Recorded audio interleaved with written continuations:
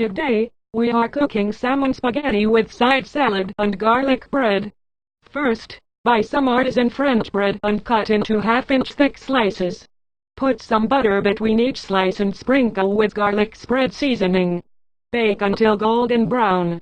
The salad vinaigrette sauce consists of 1 part vinegar to 3 parts oil. Vegetable oil is acceptable, but we used olive oil with sweet and sour sauce, parsley flakes, and seasoning on tomatoes and lettuce. Filleting the pre-tail cut of salmon is tricky because the bones grow spirally into the meat. Therefore, we used our fingers to pull out each bone.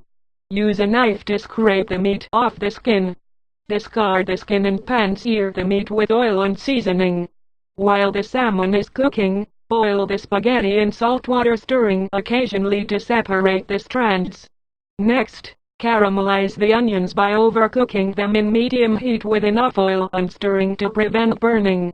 Add some fatty ham and spaghetti sauce. When the spaghetti is soft, drain and plate it with the sauce, side salad, and garlic bread.